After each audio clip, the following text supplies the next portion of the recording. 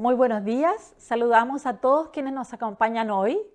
Pacto Global, como ustedes saben, realiza cada año 4 encuentros en los ámbitos de relaciones laborales hoy día y ya realizamos el de derechos humanos y luego vendrá el de medio ambiente y el de anticorrupción, 4 áreas fundamentales en los principios que Pacto Global implementa en todas nuestras empresas socias.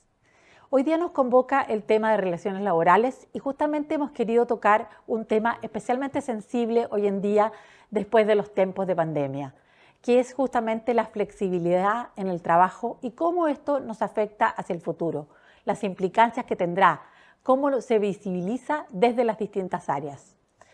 Queremos ofrecer a todos quienes nos acompañan que hagan desde ya sus preguntas a través de nuestras redes sociales, que nos acompañen en esta transmisión. Quiero agradecer también a las empresas auspiciadoras, Minera Doña Inés de Coyahuasi, Aguas Andinas, Sodexo, Unilever, CAP, Sodimac, CMPC y Concha y Toro. Quiero para entonces tener un contexto para ustedes de lo que nosotros entendemos como Pacto Global de esta flexibilidad laboral. Nuestro equipo ha preparado un video que presentaremos a continuación.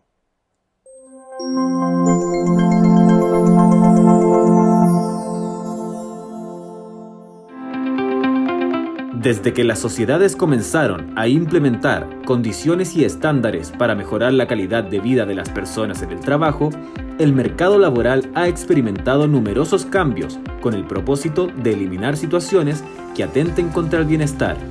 El avance de la tecnología y la toma de conciencia por parte de empleadores y trabajadores sobre sus derechos laborales ha llevado a que irrumpa el concepto de flexibilidad laboral, abriendo un espectro de posibilidades en relación a los esquemas y modalidades que pueden ser implementados.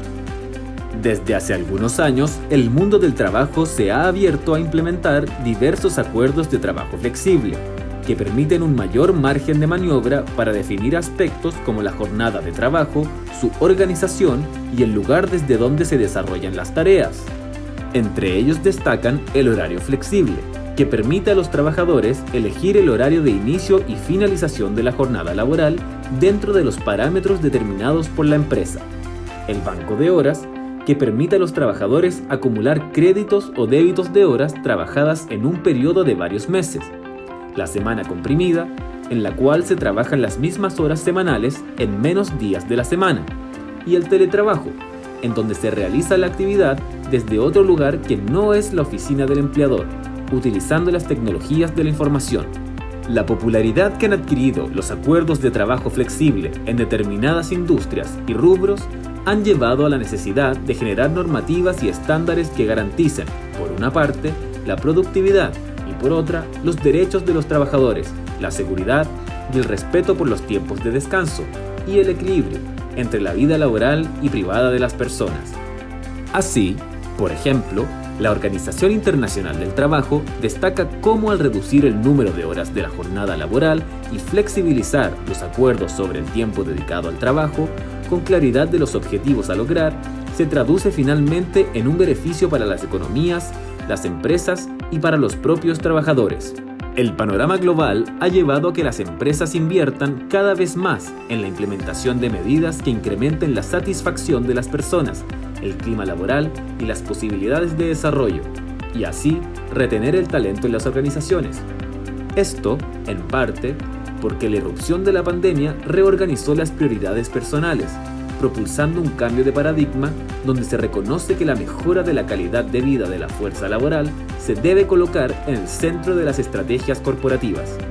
Luego de la llegada del COVID-19 a Chile, el mercado laboral nacional debió adaptarse forzosamente a nuevas dinámicas y requerimientos para que las personas pudieran seguir cumpliendo con su trabajo.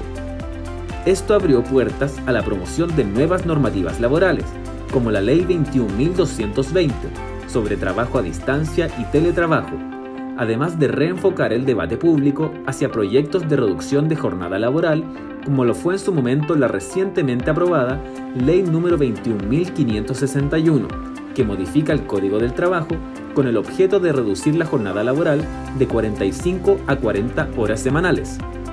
Así, la flexibilidad laboral es una temática que ha cobrado relevancia en Chile. El país destaca entre los demás de la región en cuanto al grado de uso de acuerdos de trabajo flexible, lo que alcanza un 95%. Esto lo posiciona por delante de Perú, Costa Rica, Barbados y México. No obstante, según el último informe de Randstad Work Monitor, Radiografía del Trabajador en Chile 2022, el 41% de los trabajadores en Chile afirma haber renunciado a un trabajo porque éste no le ofrecía suficiente flexibilidad. Este porcentaje pone a los chilenos a la cabeza a nivel mundial en cuanto a demanda de flexibilidad en el trabajo y pone de manifiesto la relevancia que tiene esta temática para el sector privado, el Estado y los trabajadores. La Agenda 2030 para el Desarrollo Sostenible pone la dignidad y la igualdad de las personas en el centro y llama a cambiar nuestro estilo de desarrollo. Este objetivo global se centra en la importancia del trabajo decente para el logro de la agenda, invitando a promover el crecimiento económico sostenido, inclusivo y sostenible, y el empleo pleno y productivo. Es una respuesta indispensable a las necesidades económicas y sociales de las personas y los gobiernos en todo el mundo. Es por esto que Pacto Global Chile, en su encuentro anual de relaciones laborales, releva la importancia de profundizar el debate en torno a los acuerdos de trabajo flexible, como una alternativa que puede impactar positivamente la calidad de los empleos y el bienestar de las personas.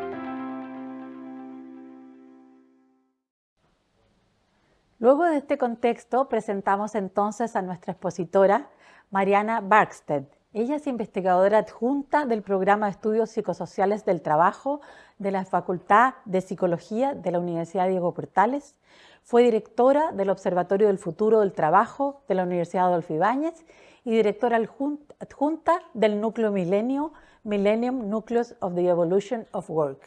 Muchas gracias, Mariana, por acompañarnos hoy día y agradecemos mucho tu presentación, que será el principal contenido y contexto para enfocarnos en esta temática que hoy día vamos a abordar. Bueno, muchas gracias por la invitación y la posibilidad que podamos efectivamente conversar sobre la flexibilidad laboral o estos arreglos laborales flexibles. Yo preparé una presentación, vamos a tratar de ir profundizando y ojalá salgan hartas preguntas y podamos irlas respondiendo tanto por las redes como aquí en el lugar. Bien, ¿de qué voy a hablar? Vamos a definir un poquito lo que es de flexibilidad laboral, vamos a mostrar dos estudios que hemos hecho aquí en Chile y vamos a proyectar desafíos presentes y futuros. Respecto de la definición, la flexibilidad laboral es un tema que nos interesa mucho en el núcleo Milenio de la evolución del trabajo, es una de nuestras líneas de investigación, que son las nuevas formas de organización del trabajo, y efectivamente es un contenido, como bien veíamos en el video, de creciente interés post pandemia, pero en realidad se viene estudiando hace ya más de 25 años. Van a ver la definición que yo les propongo es del año 97, ¿sí? Que habla de la capacidad de la organización para adaptarse, responder, reaccionar o anticiparse, vamos a ver si es más proactiva o más reactiva la organización, a un entorno cada vez más cambiante, de manera de poder resolver con mucha rapidez, la mayor rapidez posible, lo que está ocurriendo en su entorno, ¿sí? Ese es el concepto de flexibilidad laboral, es una capacidad de la organización, ¿sí? Y estos arreglos laborales flexibles, de los que escuchábamos en el video, son por un lado acuerdos alternativos a lo que llamamos el trabajo tradicional, que permite que el trabajo se haga fuera de los estándares clásicos de dónde y cuándo lo hacemos. Y por otro lado, toda esta flexibilidad laboral implica también ciertos ajustes en la relación laboral, y probablemente es ahí donde yo me voy a centrar un poquito más en términos de cómo cambia la relación laboral en este contexto. También hay cambios en cómo se programa el trabajo, dónde se hace el trabajo y, por cierto, cómo se lideran los equipos de trabajo en estos contextos, que ahí hay también un tremendo desafío. Y bueno, para ejemplificar un poquitito, un trabajo que llamaríamos estándar o tradicional tiene un contrato indefinido, habitualmente jornada completa, o se trabaja por turnos rotativos y se desempeña dentro de la organización o en algunas ocasiones en los espacios de un cliente de la organización, como en el caso de los subcontratos. Un trabajo ya no estándar o flexible o que tiene más niveles de flexibilidad tiene que ver con qué pasa con su tipo de contrato, ¿sí? Hay otras formas de relaciones laborales, incluso no contractuales hoy día, que podemos discutir. Ya no va a ser a tiempo completo, puede ser a tiempo parcial o en otras modalidades de jornadas, como la jornada comprimida, que también se ha estado discutiendo, y se puede desarrollar en distintos lugares, incluso puede que alguien nunca vaya físicamente a la organización en la que trabaja y esté siempre fuera de ella. Hay, por supuesto, que gradientes de esto, ¿no? Pero es para hacer el paralelo entre los dos niveles. Por lo tanto, hay varios tipos de flexibilidad que tenemos que profundizar. Lo primero es que hay flexibilidad que distinguimos interna y externa, y la flexibilidad externa alude a los cambios contractuales o numéricos que hace la organización cuando se agranda o se achica en función de las demandas del entorno y por lo tanto reduce personal o contrata. Eso es una manera de flexibilidad y tiene un impacto claramente en el empleo, ¿sí? Y por otro lado está la flexibilidad interna, que alude a cómo los que ya estamos en ese lugar trabajando cambiamos la forma en que trabajamos, ya sea a nivel geográfico, temporal, es decir, en qué horarios trabajamos, funcional, qué tareas hacemos, también hay flexibilidad de si cambiamos las tareas que hacemos y también qué habilidades se requieren para un determinado trabajo. Vamos a profundizar un poquito en la flexibilidad interna, pero sí es importante tener siempre en mente la flexibilidad externa, porque se nos olvida que la flexibilidad no es solo teletrabajo, no es solo poder tener una casa rodante e irme a vivir al campo, ¿sí? Mientras trabajo. Tiene que ver con también mi situación contractual y la estabilidad o fragilidad del empleo, ¿sí? Y de las características que el empleo tiene. Se me pasa un poco rápido. Respecto a la flexibilidad del tiempo, el flex time, ¿sí? O la flexibilidad de horario, siempre ha existido el trabajo por turnos, que es un tipo de flexibilidad que siempre ha existido. El trabajo por turnos rotativos tiene algunos efectos negativos y otros positivos, se trata de paliar, pero hoy día han emergido otras formas de flexibilidad que no es el trabajo por turnos, que es comprimir la jornada, organizarme libremente, ya no tener un horario fijo, funcionar por tareas, que tampoco es algo muy nuevo. La administración por objetivos es muy, muy antigua, ¿sí? Y no funcionó, pero yo creo que ahora sí que va a funcionar por fin. La flexibilidad de espacio implica dónde yo trabajo y hay países donde es sumamente funcional incluso para otros fines más ambientales, en que la gente consuma menos tiempo y recursos en el transporte y entonces las personas pueden trabajar o en su casa o en coworks que hay en pequeños pueblos en distintos lugares. En Chile no hay mucho de eso, pero también podría ser un espacio que permita que no todo el mundo tenga que venir al centro de Santiago a la misma hora y se generen los caos que pueden generarse más aún en un día de lluvia. Pero el trabajar, por ejemplo, en casa, el teletrabajo en casa, tiene que cumplir con ciertas características. Lo dice la ley y también la disciplina, ¿no es cierto?, la ciencia, en términos de que tiene que permitir que la persona tenga un lugar ergonómicamente correcto en términos de luz, de iluminación, ventilación, conectividad, ergonomía en la silla que tiene, no ser interrumpido, ¿sí? Y ahí pongo también una arista para la discusión, es que no pensemos que el teletrabajo es una medida de conciliación para las mujeres.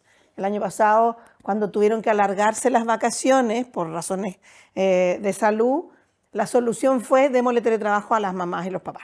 Y en realidad ahí el teletrabajo se desvirtúa porque en el trabajo trabajar y cuidar niños a la misma hora en el mismo lugar no es compatible para nadie, ¿sí? Entonces el teletrabajo no, permite y facilita la conciliación cuando va acompañado de flexibilidad de horario, pero no es una medida en sí para resolver el gran problema que tenemos de cómo compatibilizamos nuestra vida personal, el cuidado de otros con el trabajo. Hay otro tipo de flexibilidad que tiene que ver con la carga laboral, es decir, que la carga es flexible y cambia según las circunstancias del entorno y también según las circunstancias personales. Pueden ser ajustes de carga temporales o permanentes, si una persona podría pedir trabajar menos o trabajar más, hay unos rangos por supuesto para aquello, ¿sí?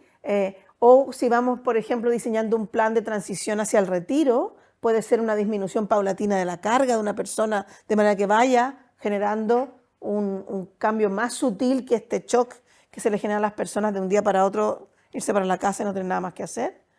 Y hay otro tipo de flexibilidad que en Chile no se aplica mucho, que es de continuidad. A mí me parece muy interesante, a mí me encantaría tenerlo, que es que en realidad uno pudiese trabajar algunos meses del año y otros meses no, ¿sí? Es decir, voy a hablar del mundo académico. El mundo académico tiene unos settings específicos. Nosotros podríamos efectivamente irnos enero y febrero, por ejemplo, trabajar un poco más en el año y poder tener más tiempo de descanso, 9 meses de trabajo, 3 meses de descanso u otra forma. Se vio hace unos años esta forma de trabajo discontinuo cuando muchas personas jóvenes pedían como un sabático en el trabajo para viajar, por ejemplo, ¿sí?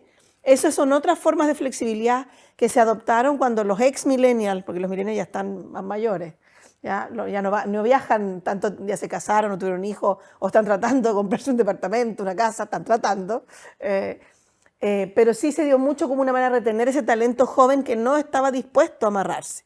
Bueno, hoy día se podría hacer con distintos talentos, con talentos mayores también incluso, personas que quieren empezar a disfrutar de cierta flexibilidad, darle un espacio más discontinuo de trabajo, por ejemplo. O sea, hay hartas maneras de hacer flexibilidad. Y otra manera de entenderla tiene que ver con el foco de la flexibilidad, siempre la interna, una medida más orientada hacia el empleado o la empleada y medidas orientadas más hacia el empleador. Las medidas que están orientadas hacia los empleados y empleadas, como por ejemplo este sistema de banco de horas que contaban en el video, permiten que las personas podamos conciliar y ajustar de acuerdo a nuestras demandas, nuestra vida personal con nuestra vida laboral. Ejemplos de eso son extensiones de licencias parentales, la flexibilidad horaria, el teletrabajo, la jornada comprimida, más días de vacaciones, más tiempo libre, ¿sí? Y las medidas orientadas al empleador en realidad son aquellas que permiten que la organización ajuste costos de empleo de acuerdo a la producción, el volumen o para mantener su competitividad. Y aquí tenemos los turnos, los contratos temporales, la extensión del trabajo los fines de semana, la suspensión temporal de contrato, que no fue solo lo que pasó en Chile durante la pandemia. Se me fue la imagen, por si acaso, de la lámina. Ahí volvió. Ok, gracias. La reducción de jornada. Fueron varias de las cosas que pasaron. Incluso hay una que ven ahí en la pantalla, no sé si la están viendo, pero habla de la reducción de sueldo, que es una medida que no es legal, pero que descubrimos que sí se dio en pandemia, se los voy a contar un poquito más adelante. ¿Okay? Los efectos que tienen estas medidas, los acuerdos laborales flexibles orientados a los empleados, en general la evidencia muestra que son bastante favorables. Por ejemplo, generan mayor satisfacción laboral porque las personas se sienten más consideradas y perciben que su empleo es de mejor calidad. Se reduce el estrés y el agotamiento porque podemos generar una mejor gestión del tiempo y conciliar mejor con nuestra vida personal. Aumenta el bienestar tanto de trabajadores como trabajadoras. En el caso de la pandemia disminuyó la percepción de inseguridad, es decir, cuando la flexibilidad ayudó a que las personas enfrentáramos la pandemia, las personas se sintieron además más protegidas por su propia organización, menor fantasía de perder el trabajo en ese tiempo. En mujeres genera menos ausentismo y más satisfacción, y también en trabajadores mayores hay evidencia de que genera mayores desde 50 o 45 para arriba, ¿eh? Los mayores no se imaginen 60 o 70. En la academia se distingue, y en el mundo del trabajo también, un trabajador mayor sobre los 45 empieza a tener dificultades para encontrar trabajo. Y las orientadas a los empleadores en general tienden a tener efectos negativos en las personas. Tenemos también un paper publicado hace poquito con estos datos en Chile, donde efectivamente, por ejemplo, la suspensión contractual genera inseguridad laboral, y también puede tener efectos negativos en salud mental. Aumenta el estrés porque cuando hay una reducción de salario, por ejemplo, y eso genera mayor inseguridad. Las personas aceptan la reducción de salario y dicen, prefiero que me paguen menos a que me echen, pero está la fantasía del despido. En el caso de los trabajos por turno hay un aumento de demanda, en general sabemos que generan más estrés y más burnout. Y sí sabemos que la reducción de jornada, que es una medida de flexibilidad orientada al empleador, sí genera satisfacción, es como de las mejores, disminuye el estrés, y la suspensión de contrato parece que impacta más a hombres y a personas con mayor nivel educativo. Son las personas que más se impactan por la suspensión de contrato. Esos mismos efectos que vimos en el mundo también se vieron en Chile en los estudios que pudimos hacer nosotros. Bien, voy a contarles ahora algunas evidencias. Tengo 2 estudios, me van avisando si tengo que apurar, ¿ah? No tengo problema. Son 2 estudios. El primer estudio lo hicimos sobre cómo lo abordaban desde las organizaciones. Estos estudios fueron hechos en el segundo año de pandemia. Se me fue de nuevo la imagen, ¿sí?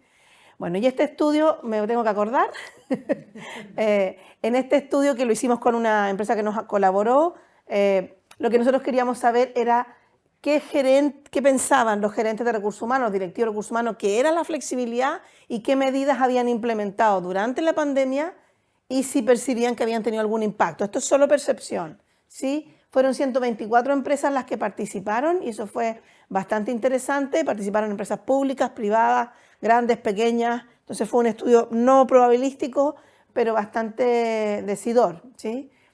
Y lo primero que descubrimos es que en realidad las empresas en ese minuto no sabían lo que era la flexibilidad laboral. Es decir, había 1/3 de las empresas que decía que la flexibilidad era esta capacidad de adaptarse al entorno, otro tercio dijo que eran ajustes de horario y otro tercio habló de teletrabajo, ¿sí? Y eso es lo que se ha ido instalando en Chile, la percepción de que la flexibilidad laboral es teletrabajo. Es como un subtipo de flexibilidad.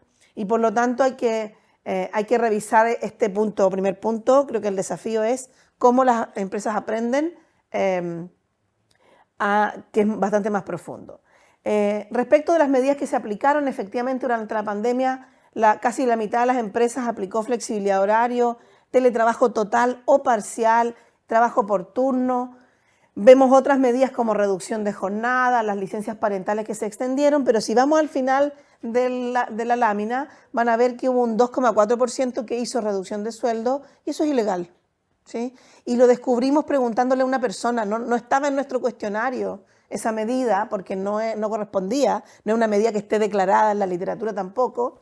Y cuando probando los instrumentos, entrevistaba a una persona, nos reportó que en su organización le habían ofrecido reducción de sueldo. Trabajó lo mismo por menos sueldo durante la pandemia, ¿sí?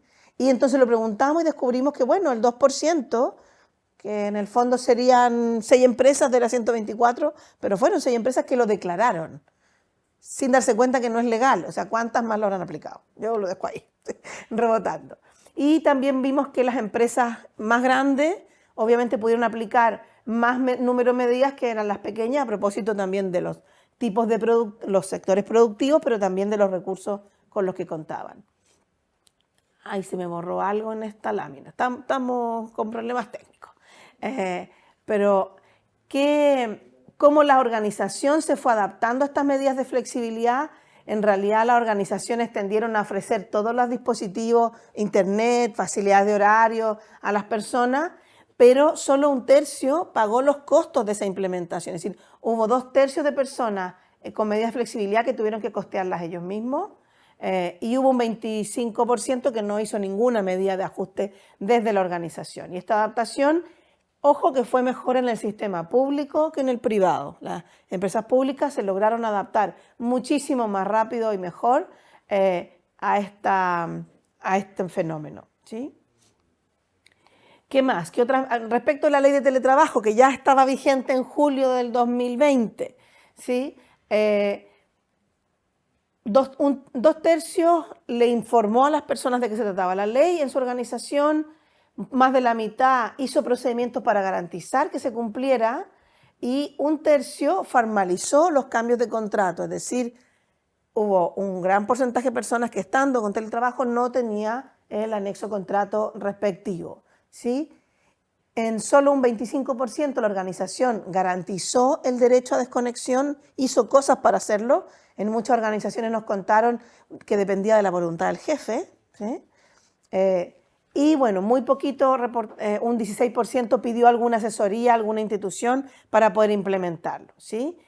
Entonces, de las 26 organizaciones que dijeron que garantizaban los derechos de desconexión, solo 3 tenían normativas y protocolos para que las personas descansaran y no fueran interrumpidas al menos 12 horas al día a través de alguna red social, ¿sí?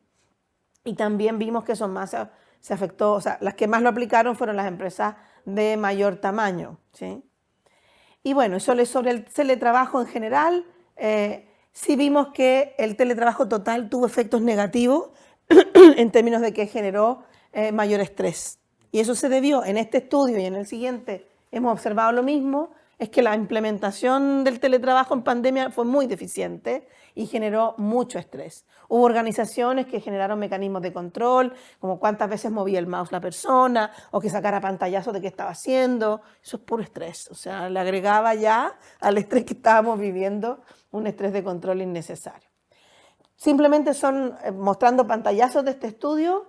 Lo que sí podemos decir entonces es que hubo una poca comprensión de lo que era la flexibilidad laboral, mucha variedad de respuestas y solo un tercio entendió esta capacidad para adaptarse al entorno. Hay brechas en la adaptación organizacional, 1 de cada 3 organizaciones no hizo nada para adaptarse a la flexibilidad y de las que lo hicieron, solo un tercio pagó los costos de aquello. Y por otro lado, las organizaciones públicas adoptaron más medidas que las privadas durante la pandemia, aun cuando incluso la ley de teletrabajo no les aplica, ¿sí? Por otro lado, encontramos que a mayor tamaño de organización, mayor adopción de medidas, y en cuanto a la ley de teletrabajo, ya lo dijimos, solo un cuarto de las organizaciones formalizó los contratos y hubo muy malas prácticas para la desconexión digital. Y yo creo que eso todos lo sentimos en todos los niveles, ¿no? Pero afortunadamente eso ya pasó, ¿sí? Ahora, ¿cómo aprendemos de eso? Ese es el desafío, ¿sí? En un segundo estudio lo que hicimos fue preguntarle a los trabajadores, no a las organizaciones. Y este estudio lo hicimos, este es un estudio que sí es probabilístico a nivel nacional, que tuvo 3 medidas, o sea, un estudio bien potente. Medimos a finales del 2020, a mediados del 2021 y a finales del 2021. Participaron más de 1.600 personas, pero nos quedamos ahora con las 885 que estaban trabajando durante la pandemia y de las cuales 400 contestaron en los 3 periodos. La gente se va aburriendo de contestar encuestas en pandemia. Quisimos evaluar indicadores que ellos declararon que se aplicaron en ellos de flexibilidad interna y externa. En cuanto a flexibilidad externa, vimos que se mantuvo un buen nivel de contrato en general. Las cotizaciones de salud se mantuvieron, o sea, la gente siguió contratada en general. En el último periodo bajó, es decir, en noviembre de 2021 hubo más flexibilidad externa, se flexibilizaron los contratos para algunos, pero sí bajaron los derechos de vacaciones, que le habían dado a la gente más días de vacaciones, bajaron las extensiones de licencias paternales, bajaron los derechos a guardería al final y bajaron los contratos indefinidos de manera muy significativa al año después de la pandemia. O sea, durante la pandemia no se despidió gente, sino después de la pandemia, por lo cual, efectivamente, nuestro indicador, lo bueno es que va del 1 al 10, así que un 3,39 no es tanta la flexibilidad externa, pero aumentó significativamente al año y medio de la pandemia. Vimos un aumento muy fuerte de los despidos y de las flexibilidades contractuales. En cuanto a la flexibilidad interna, preguntamos por la suspensión de contratos, no fue más de un 10% y se sostuvo durante toda la pandemia.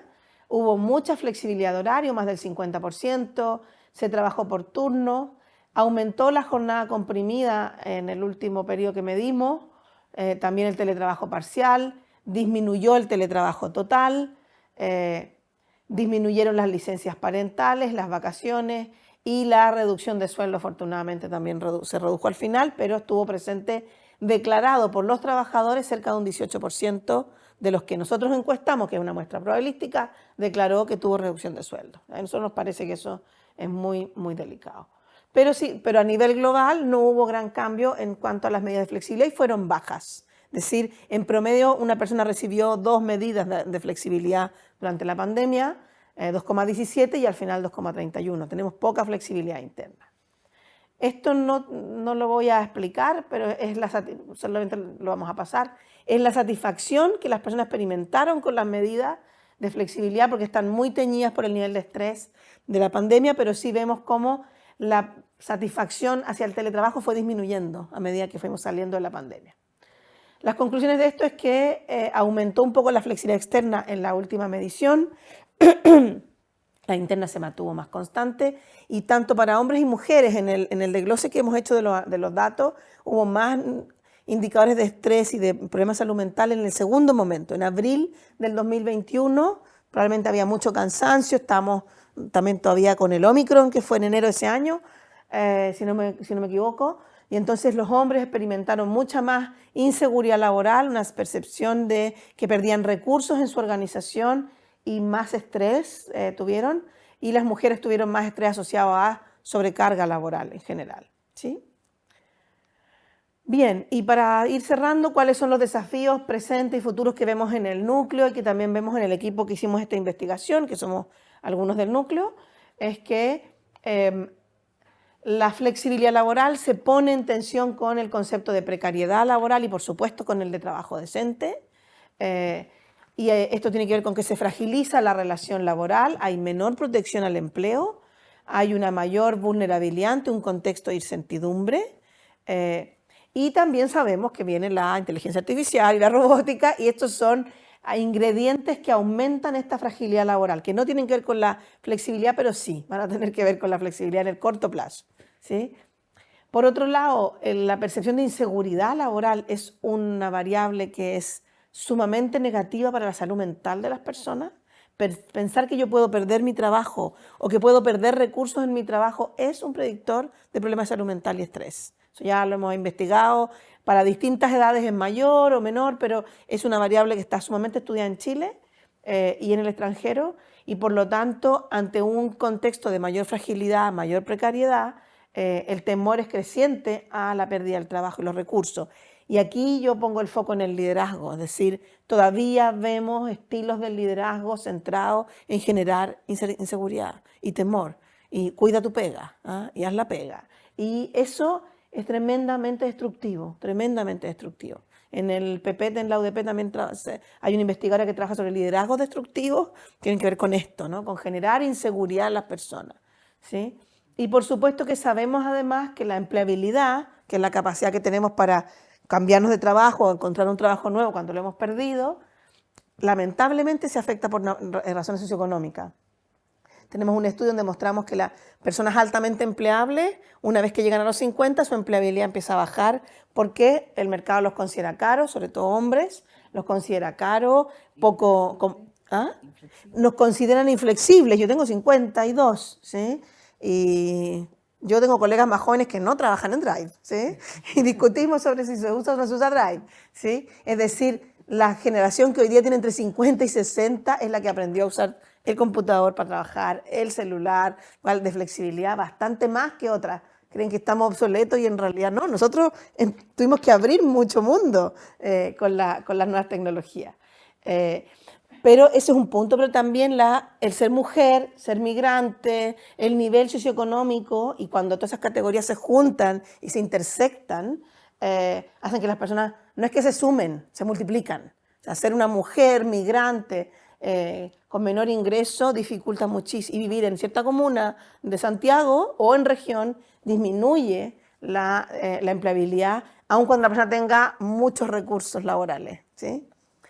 Y hay otras áreas grises que también hay que estudiar y analizar, que vienen en la relación laboral y que tienen que ver con la flexibilidad, como por ejemplo los trabajos gig, que es lo que estamos esperando unos fondos para poder investigar, que son todos los trabajos que hacemos en forma esporádica. Están de moda porque son los trabajos de plataforma, pero han habido trabajos gig toda la vida, ¿sí? Y estamos aprovechando que se puso de moda el nombre gig para investigar otro tipo de trabajo, y no solo los de plataforma, pero sí son trabajos donde la relación laboral es muy ambigua, ¿sí? Muy, muy ambigua.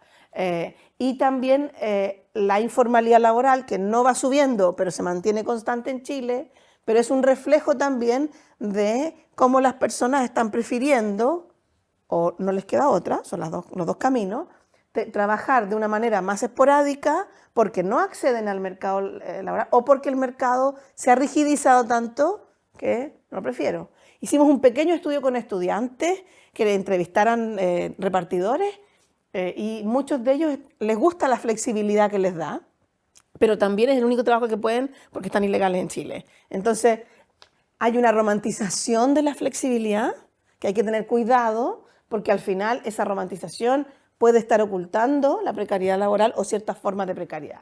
¿Cómo lo vamos a resolver? ahí tenemos todos mucho que discutir. Y desde la organización, obviamente las culturas laborales son sumamente críticas, es decir, culturas verticales, de patrón de fondo, ¿no es cierto?, muy colonialistas que tenemos en Chile todavía, van a incidir en que no confiemos en el otro. La flexibilidad laboral y el trabajar por objetivos y no con horarios, qué sé yo, tiene que tener como base la confianza de que yo sé que el otro va a hacer su trabajo, es responsable. Y nos pasó en la pandemia, todos creyeron que íbamos a estar todos viendo Netflix u otras plataformas, que sí lo hicimos, ¿sí?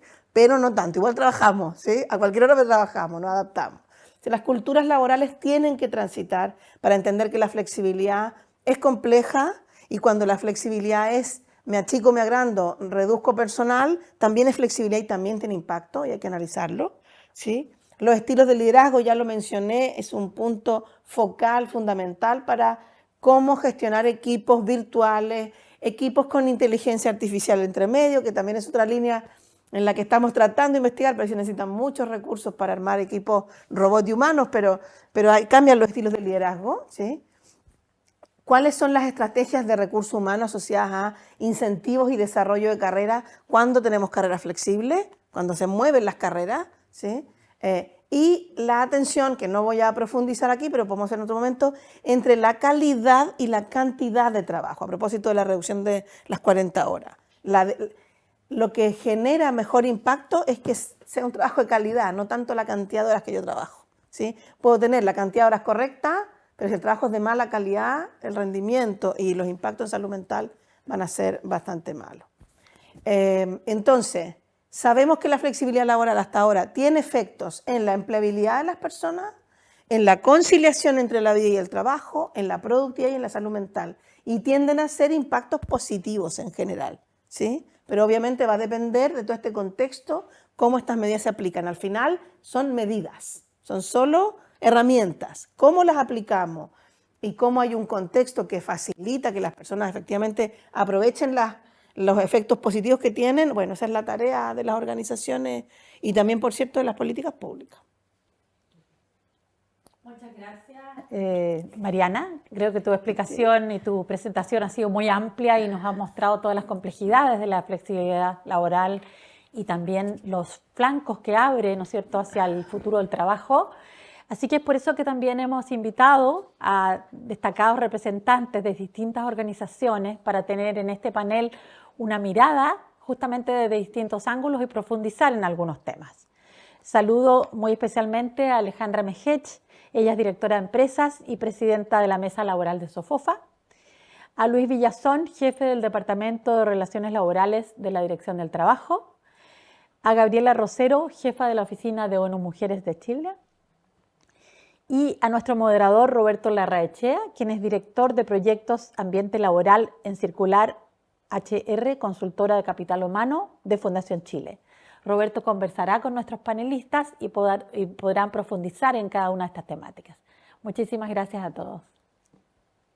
Perfecto, muchas gracias.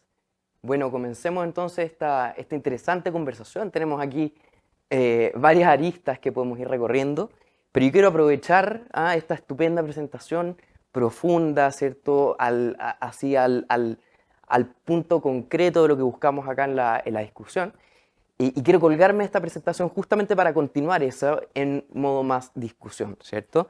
Y ahí, bueno, Mariana, tú nos hablabas un poco cómo la pandemia influyó en todas estas transformaciones, ¿cierto? Pero cuando hablamos de la realidad en Chile y hablamos cómo las formas de trabajo fueron evolucionando, fueron cambiando a nivel nacional, ¿cierto?, con la pandemia, ya algo nos contaste cómo se afectó la calidad de vida, pero me gustaría que nos pudieras profundizar un poquitito más respecto a eso y además hacer alguna mención respecto a cómo se afectó también la productividad en toda esta transformación. A ver, durante la pandemia, la verdad que no hubo efectos significativos, y ustedes también lo pueden mencionar, en productividad. Las empresas siguieron produciendo. El costo se lo llevaron las personas, nos lo llevamos todos, porque aquí no hubo nadie que se salvara del estrés que significó lidiar con algo desconocido, encerrado en las casas, resolviendo temas familiares. Todos tuvimos a alguien que cuidar o del cual estar preocupado. Yo te diría que el punto crítico es que la productividad no se vio afectada. Yo creo que la salud mental sí, hubo momentos más altos, más bajos, Hay varios estudios que hicieron longitudinal en Chile para ir viendo los temas de salud mental, cómo fueron cambiando. Nosotros vimos también algunos cambios en lo que hicimos nosotros. Yo te diría que a mí lo que me preocupa es lo que pasó después. Es decir, terminó la pandemia, entre comillas, ¿no? Nos fuimos a trabajar, hemos hecho como que no pasó nada. Y las empresas y las organizaciones no han hecho ritos que tengan que ver con la gente que perdieron. Hay organizaciones en las que hubo gente que murió, no en la organización, sino por la pandemia. Hubo gente, recuerdo en minería, gente que estuvo 8 meses fuera, lejos de su casa porque no se podían gestionar los viajes de los turnos. Entonces tuvo que ir a vivir más cerca de la minera y estuvo 8 meses sin ver a su familia. Entonces la gente hizo unos esfuerzos increíbles, la productividad se mantuvo, Chile siguió funcionando, igual o mejor. Fue bueno porque se rompió el mito de que no funcionaba el teletrabajo ni el trabajo virtual o las otras modalidades que hicimos. Se rompieron ciertos mitos, pero no aprendimos. Y cuando lo quisimos implementar de nuevo, cuando ya volvió, no aprovechamos. Hay empresas que sí lo hicieron, hay organizaciones que hicieron un análisis de qué cargos, qué impactos, capacitaron a la gente, se prepararon, súper bien. Pero hay otras en que tú ves que como que no pasó nada, ¿sí? Tomó por sorpresa, sencillamente Se adaptaron como pudieron y perdieron el aprendizaje. Yo creo que ese es el desafío. Entonces yo pensaría una productividad más de largo plazo y no solo la productividad del número al final, sino la productividad asociada al aprendizaje de la organización en términos de su capacidad de ser flexible y adaptarse a lo que venga, porque siguen viniendo cosas y van a seguir viniendo cosas. Y cómo nos adaptamos va a depender de cómo aprendemos. Entonces yo creo que hubo un poquito un al debe en qué organizaciones, unas que aprendieron y otras que no aprendieron. ¿Sí? Perfecto. No sé si te respondo con Totalmente. Y además tomo además el punto de que al final también hay que hacer esa discusión. ¿Qué es lo que pasa con la productividad sustentable, ¿cierto? En el largo plazo. Claro. Y cómo protegemos hoy, y hacemos esa inversión hoy para proteger esa productividad en el futuro, ¿cierto? No la ponemos en riesgo con las acciones de corto plazo el día de hoy. Excelente. Bueno, mi siguiente pregunta ya quisiera yo llevarte un poco más hacia las políticas, ¿cierto? Políticas de flexibilidad laboral. No tanto cómo reaccionaron las empresas, sino que mucho más cómo vamos nosotros integrando estas formas en las políticas de flexibilidad laboral. Y ahí, ¿qué crees tú? ¿Qué beneficios tú dirías que podría traer esta legislación a nivel social? Cuando se avanzan en estos temas, ¿cierto? A nivel de legislación, ¿cuáles son esos grandes beneficios que uno podría ver a futuro a nivel social? Yo creo que en la medida en que la relación laboral la horizontalizamos un poco más, que es lo que va detrás de esto, es entender que el trabajador es autónomo, es responsable, no es un ganapán. O sea, el trabajador es un ser humano tan complejo como el empleador, digamos. Y que efectivamente es muy complejo el fenómeno en el que estamos. Eso podría facilitar una relación más horizontal, trabajos de mejor calidad, donde podamos negociar mejor las condiciones laborales, ¿sí? Pero por otro lado, también mayor inclusión. Tenemos hoy día muchos grupos excluidos del trabajo porque existe mucha discriminación arbitraria en los procesos de selección, que es lo que yo enseño en la universidad, y en otros lados, y nosotros somos los mismos psicólogos, yo no le estoy echando la culpa aquí a otros. A los psicólogos están discriminando en los contextos de selección. Puede ser porque les dijeron de arriba, pero usted, autónomo, podría enfrentarse a aquello. Pero hoy día está quedando mucha gente, el talento se distribuye normalmente en la población, es decir, hay talento en todas partes, ¿sí? Pero solamente estamos buscando talento en 2 o 3 universidades, 2 o 3 colegios y 2 o 3 comunas. Y estamos sacando el raspado a la olla de esas 2 o 3 comunas, o 2 o 3 colegios, ¿sí? Y hay talento en muchas partes. Y en todo Chile, no solo en Santiago. Los reclutadores, como no conocen los colegios de provincia, no saben cómo discriminar, no conocen la universidad de regiones, no saben si es buena o mal. Estudió en la universidad, está acreditado por el país de que estudió una carrera universitaria, ¿sí? Entonces yo creo que también esto podría facilitar que entendamos o incluyamos una mirada más estratégica sobre la inclusión, no solo para cumplir con la ley de cuotas, ¿sí? No solamente para poner el check, ¿cierto? Tomarlo en serio y apostar a esa productividad de largo plazo usando todas esas palancas que tenemos a disposición. Excelente. Bueno, hay una última pregunta que me gustaría abordar contigo que tiene que ver basado justamente en todos estos estudios que tú nos estabas mostrando. ¿Cuáles dirías tú que son las formas de flexibilidad laboral que finalmente presentan mejores y peores resultados? Vimos que quizás no era todo tan color de rosa, no era todo tan fácil, requiere una preparación, requiere un esfuerzo, requiere tomárselo en serio. Y en ese sentido, además, ahí usted en las investigaciones fueron segmentando además. Entonces pareciera que además hay ciertos grupos que están más en riesgo que otros, ¿cierto? Me encantaría que nos pudieras comentar un poquitito más de eso. Ya, sí, mira, si miramos las de flexibilidad externa, indudablemente que la suspensión de contratos y la reducción de sueldo son las más negativas, ¿sí? Sin duda, porque afectan directamente a la percepción de estabilidad de tu trabajo. Y eso es importante sentir, o de empleabilidad, ¿sí? Una o la otra.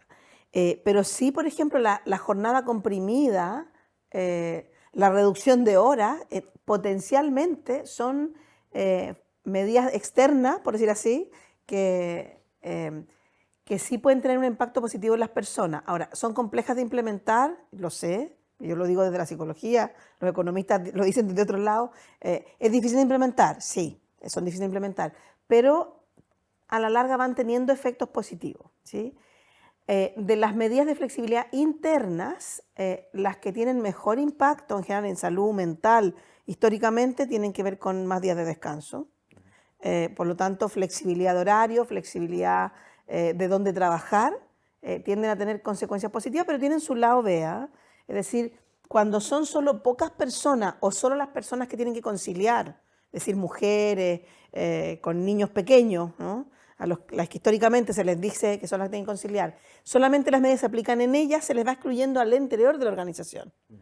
Entonces, la gracia de las medidas de flexibilidad interna es que cuando se le aplican a todos, sin tener que dar explicaciones, funcionan mucho mejor. Hay hartos estudios que muestran que la gente no quiere mostrar que tiene una necesidad de cuidado, por ejemplo, que tiene su pareja con un Alzheimer, o que tiene que cuidar a su madre, o que no quiere hacer ese disclosure, porque siente que eso lo va a poner a la fila, al final de la fila para cualquier tipo de beneficio, de ascenso, de proyecto. Entonces, si las medidas de flexibilidad se aplican para todos, sin tener que explicar por qué, disminuyes un montón de potenciales riesgos de discriminación posterior.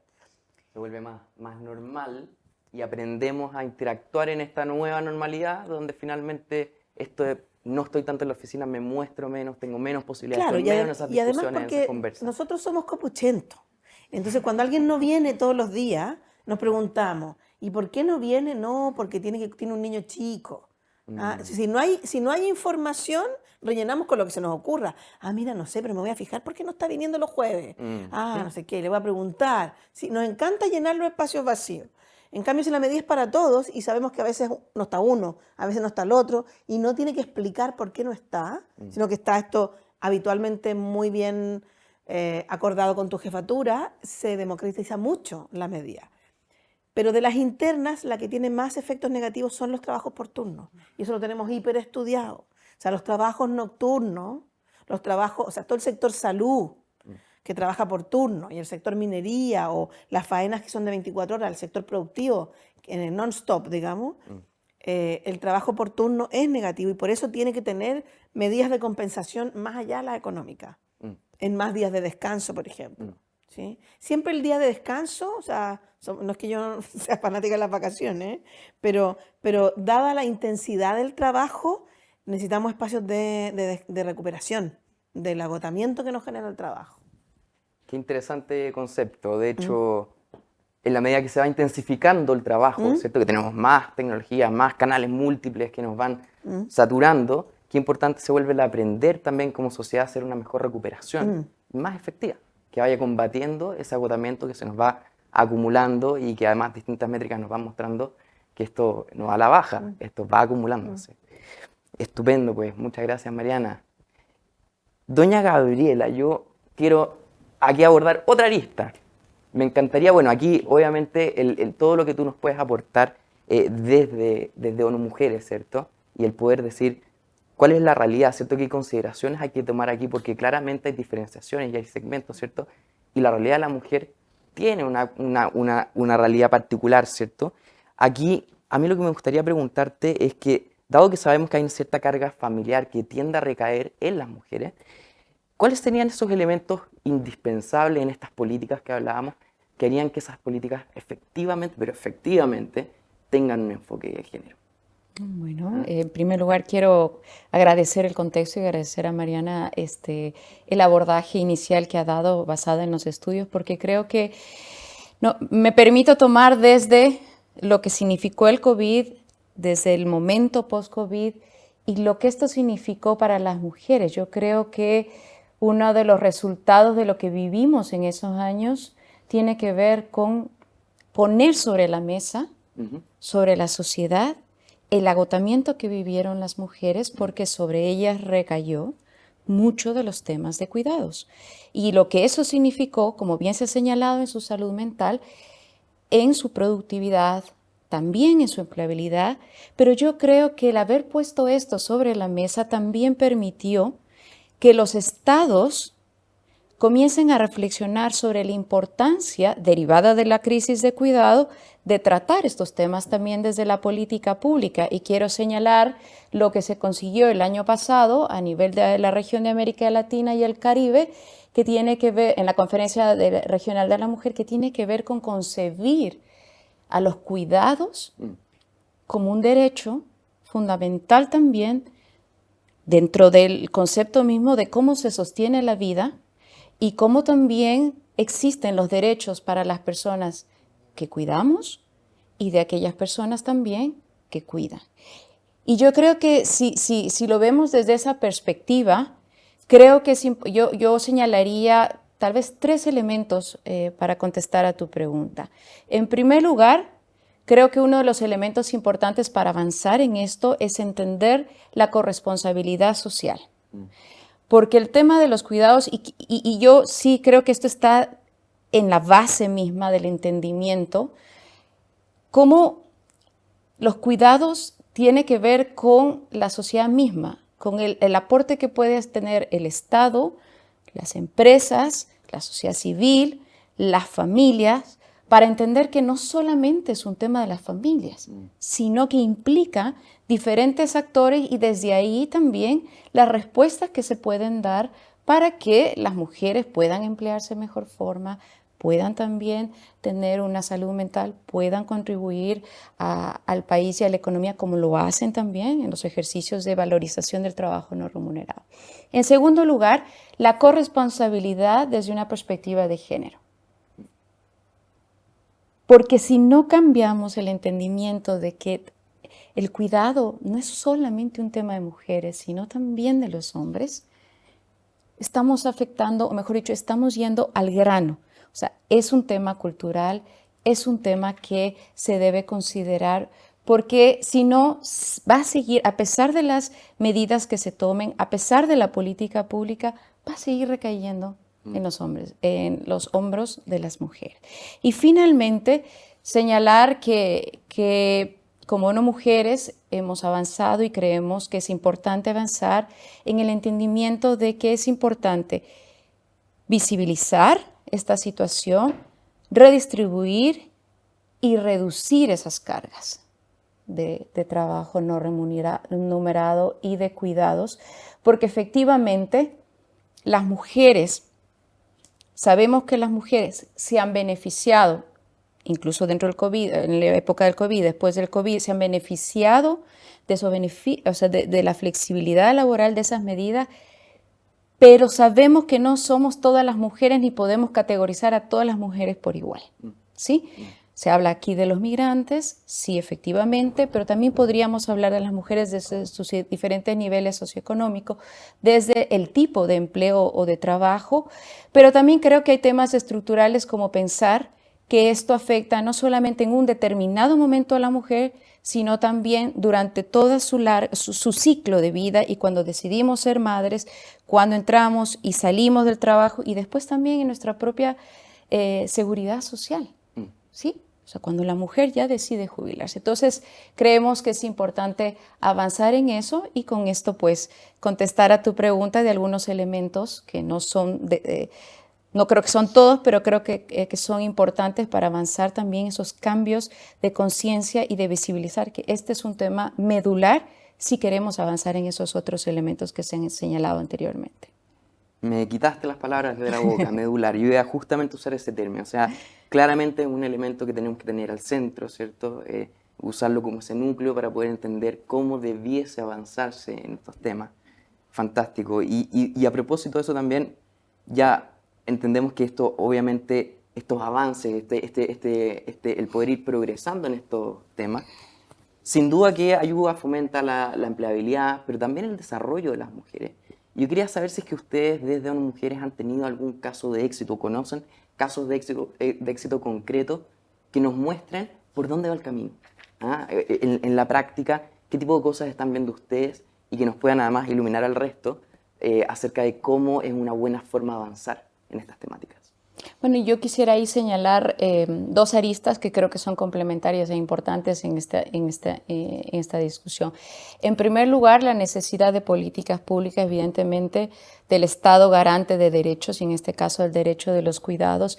Y en ese sentido, en el caso de Chile y en particular ONU Mujeres, está acompañando el proceso que desarrolla ahora el Ministerio de Desarrollo Social sobre diálogos de cuidado, desde una perspectiva además de construcción de este sistema nacional de cuidado desde los territorios, pero además que contempla las diferentes voces de quienes cuidan, de quienes son cuidados, de quienes tienen que responder también a la oferta de servicios de cuidado. Y yo creo que estos diálogos sí nos han arrojado elementos importantes que tienen que ver también con esas particularidades, no solamente geográficas, territoriales de Chile, ¿sí?, sino también de cómo se ven esas salidas desde la necesidad de redes de cuidado, de la necesidad de articular de mejor manera el Estado y a nivel territorial para la respuesta al tema de cuidado. Pero adicionalmente creo que en esas particularidades también el pensar que esos cuidados no solamente que necesitan que puedan ser también, cuando no lo asumen las familias, certificados, y porque además estamos hablando de familias en donde no solamente es un cuidado, digamos, normal, sino que además se complejiza cuando estamos hablando de que existen enfermedades crónicas o existen también personas con ciertas capacidades limitadas. Entonces, cómo también todas esas particularidades permiten avanzar en ese sistema de cuidados aquí en Chile.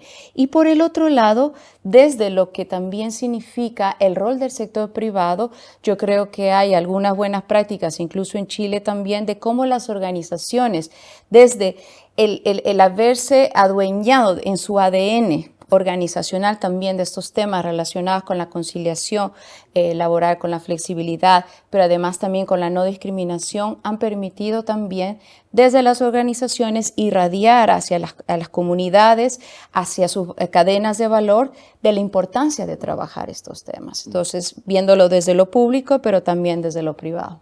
Y que tiene además un rol también bien importante el elemento cultural, ¿cierto? Y dentro de las organizaciones además empiezan a aparecer temas como lo que ya tocábamos con Mariana, que era el liderazgo, ese liderazgo que contribuye, que es constructivo, o que puede ser al revés, ¿cierto? Más tóxico, más destructivo, ¿cierto? Que sin duda que es un elemento que puede ser una palanca facilitadora o puede ser un obstaculizador. Yo creo que en eso, o sea, el liderazgo como tal y cómo construimos ese liderazgo es importante, pero además para que podamos llegar a ese liderazgo y a más mujeres en esos puestos de decisión, también tenemos que apoyarlas en su carrera. Y no significa facilitar porque no existan esas habilidades, sino tener ese contexto, ese entorno favorable que permita que las mujeres puedan llegar. Efectivamente. Bueno, y sabemos también que actualmente ONU Mujeres en Chile está desarrollando un programa de recuperación económica que tiene o que está centrado en el tema de los cuidados. Me encantaría si nos puedes contar un poquitito de eso, profundizar en ese punto que también es un elemento que es bien importante destacar y nos gustaría poder escuchar un poquitito al respecto. Bueno, uno de los temas que había hablado anteriormente está ligado con la incidencia en política pública y efectivamente el poder participar al momento.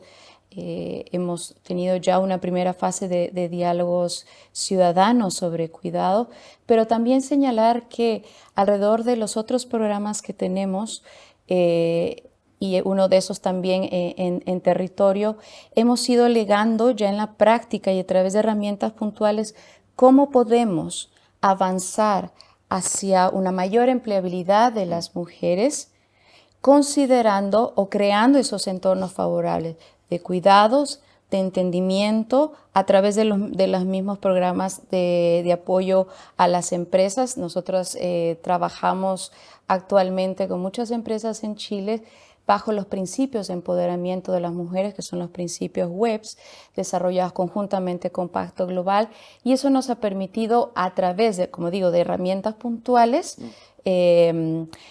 apoyar a que las empresas y estos sectores entiendan las desigualdades que pueden existir, por ejemplo, para que a igual trabajo se tenga igual remuneración, que se permitan esas carreras a lo largo de la vida laboral de las mujeres, pero adicionalmente también cuando se necesitan esas habilidades necesarias para poder llegar, ¿sí? Entonces yo señalaría eso porque efectivamente creemos que nos permite ya no solamente hablar de recuperación hoy, sino creo que también de hacer sostenible ese trabajo por parte de las mujeres. Y en el rol que juegan ustedes, ¿les ha tocado ver que quizás la entrada de nuevas generaciones al mundo del trabajo ha sido un aporte en esta dirección o no necesariamente? Yo creo que siempre, a ver, es como lo que señalaba Mariana, o sea, creo que en mi generación podía haber un contexto específico, efectivamente, de cómo llegábamos y cómo fuimos avanzando. Las nuevas generaciones efectivamente tienen un chip muy diferente en lo que quieren o prefieren para ella, para su vida, y en eso también la elección del tipo de trabajo, las prácticas que tiene esa organización, eso pesa muchísimo, y yo creo que eso también, el momento de decidir en dónde trabajar y a dónde sentirse perteneciente es muy importante, y yo creo que eso también ha permitido jalar a que las organizaciones también modifiquen sus prácticas, ese ADN, y que puedan acoger en mejores condiciones y permitir esa participación. Creo además también que las nuevas generaciones efectivamente no solamente buscan esa huella diferencial de las organizaciones, sino además también el sentirse perteneciente y de qué forma pueden ser parte. Entonces yo creo que eso también ha permitido cambiar las formas de liderazgo, como se hablaba, las formas de hacer redes y de acompañar dentro de esas organizaciones la carrera de las mujeres. Sí, ciertamente ha impreso una forma muy diferente de construir organizaciones y a su vez de cómo afectar esto en los cambios culturales que necesitamos no solamente para Chile, sino para la región de América Latina y el Caribe.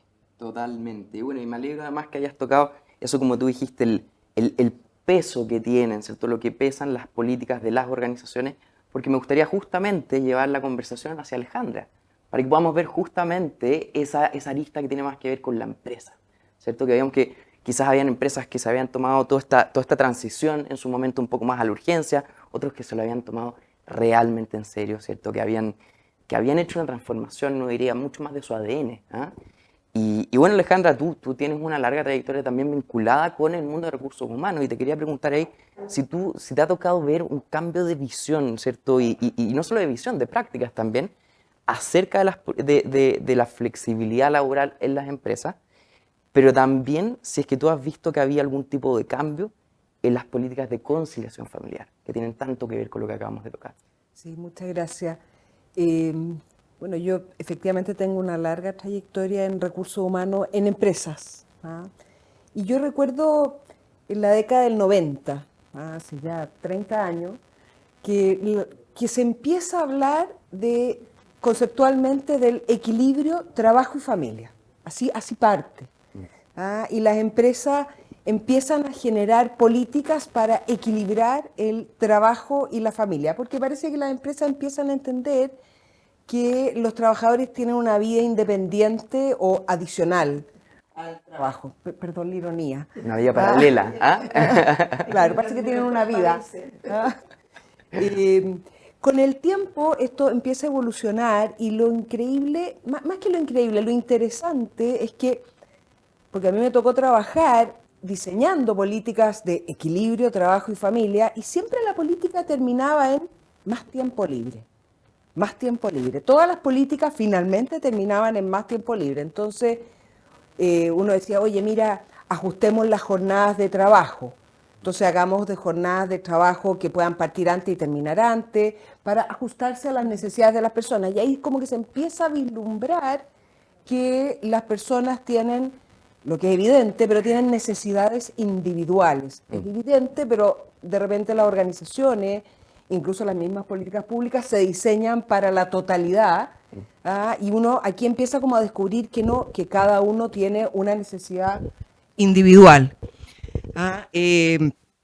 Se trabaja en todo lo que es la vuelta paulatina al postnatal. Les recuerdo que en esa época no existía el permiso parental, entonces poder alargar el permiso de postnatal, y a las mujeres se les empieza a dar el beneficio de que pueden regresar de alguna manera en tiempos diferidos, entonces vuelve a trabajar media jornada, después 3/4 jornada, hasta que finalmente te integras completamente.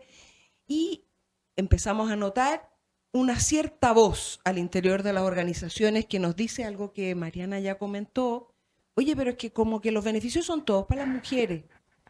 ¿Por qué no? ¿Por qué no pensamos de repente en los beneficios un poquito más universales para todos? Y ahí nos damos cuenta que efectivamente teníamos a la base construido lo que culturalmente ya sabemos, que es que las mujeres son las responsables de los cuidados. Y las empresas empiezan a ver que no, que tienen que avanzar. Y fíjate que así como el mundo cristiano occidental se divide en antes de Cristo y después de Cristo, yo creo que a nosotros, nuestro mundo se va a dividir en antes de la pandemia y después de la pandemia. Porque la pandemia nos mostró demasiadas cosas, incluso desde el punto de vista organizacional. Mariana ya lo dijo, no disminuyó la productividad, excepto quizás en aquellas faenas que requerían presencialidad y que no tuvieron las condiciones, pero en aquellas que pudieron adaptarse al mundo del teletrabajo, no disminuyó la productividad. Es cierto, las personas se agotaron porque nos fue más difícil separar una cosa que antes uno separaba naturalmente, que era el trabajo de mi vida personal. Total, ahora el trabajo estaba en mi vida personal. Pero pasaron cosas interesantes porque las jefaturas conocieron la intimidad del trabajador. Algo que uno como desde área de recursos humanos uno siempre lo supo, pero de repente los jefes como que no lo tenían tan claro.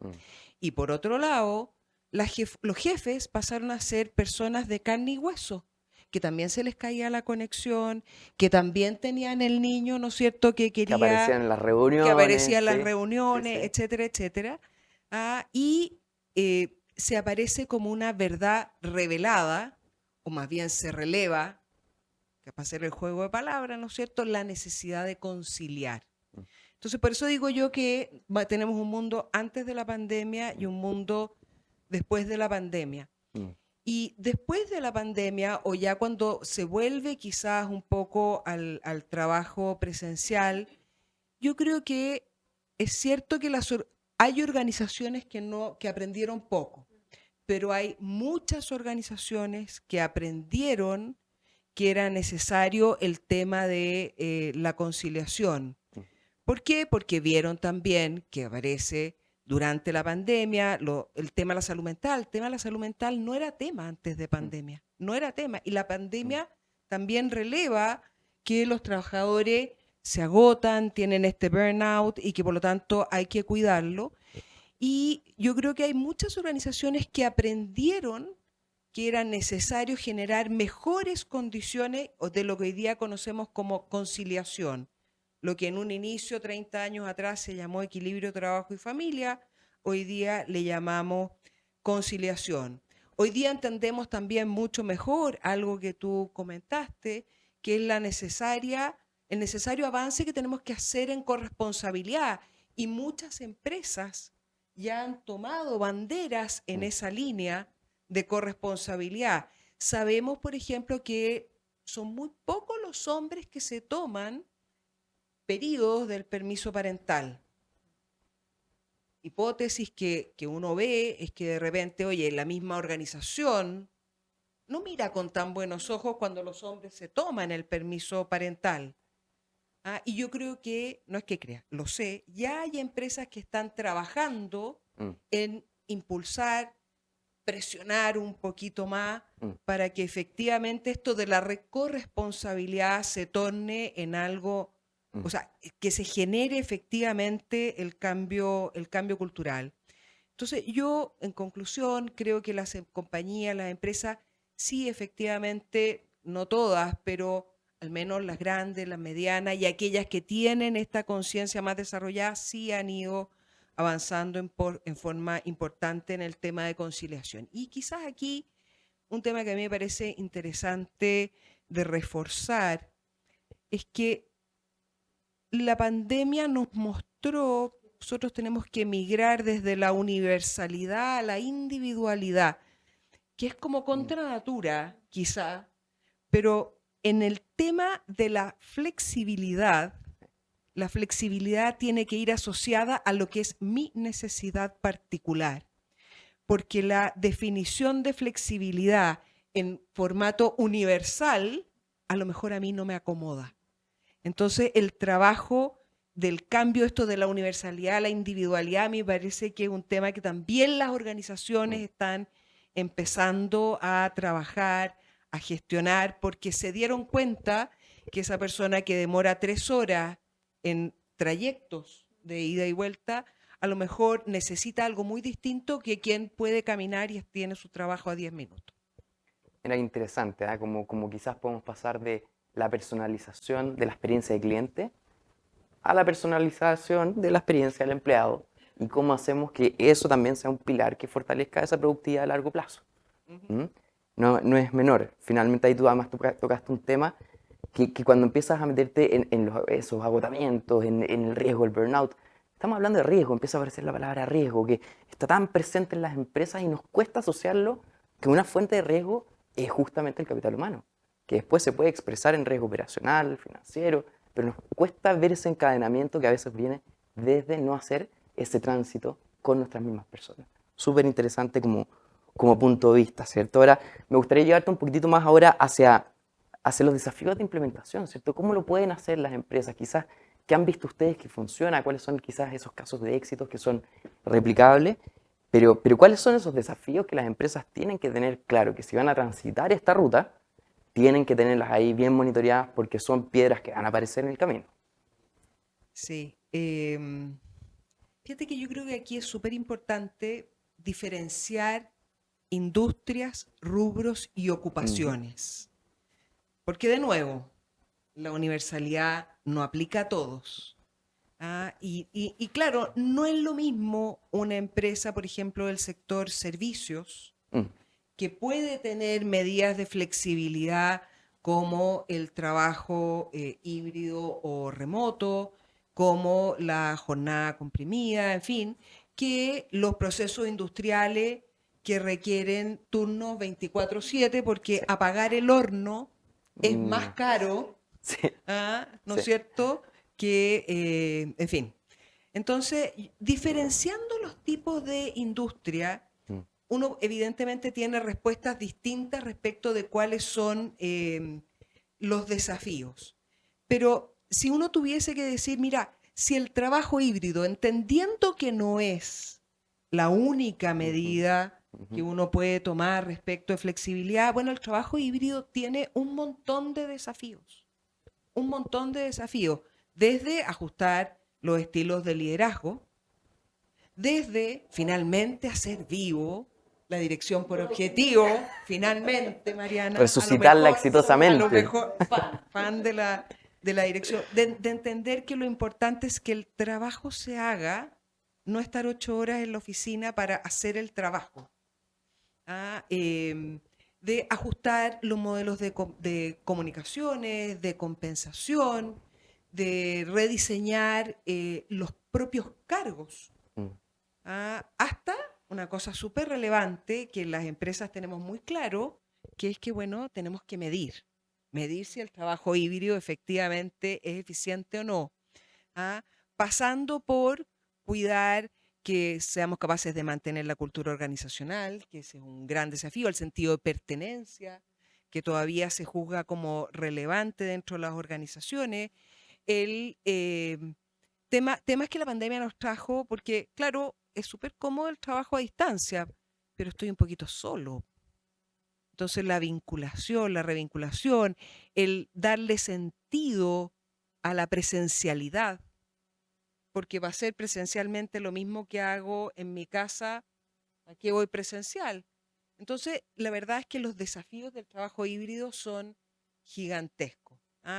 Y nosotros como SOFOFA, en un trabajo conjunto con, lo voy a leer para no equivocarme, con el Centro de Ingeniería Organizacional de la Universidad de Chile, junto con OTIC SOFOFA, editamos un trabajo que se llama Liderando el Trabajo Híbrido. Es un documento público, 100% accesible, donde se entregan un conjunto de tips para avanzar en aquellas empresas a las cuales el trabajo híbrido efectivamente les sea conveniente.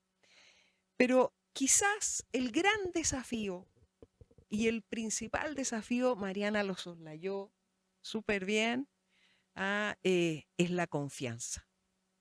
Porque tenemos que aprender a gestionar la confianza, porque tenemos que evolucionar desde el modelo del control a otro modelo, a un modelo distinto. Esto de cuántas veces moviste el mouse, cuánto rato estuviste desconectado, si lo que importa finalmente es el resultado. Entonces, ¿se cumplió o no se cumplió lo que buscábamos? También nosotros acabamos de publicar, nosotros es la OTIC SOFOFA, en este caso con Alma Brandt, acabamos de publicar un estudio muy interesante que midió la confianza organizacional interna, en esta cosa interna que nos hablaba Mariana, la confianza con la empresa, por lo tanto con mi jefe, con la dirección superior, con mi equipo, con los otros equipos. Y la buena noticia es que la confianza mejoró significativamente respecto a la medición del 2019 a la que hicimos este año, pandemia mediante.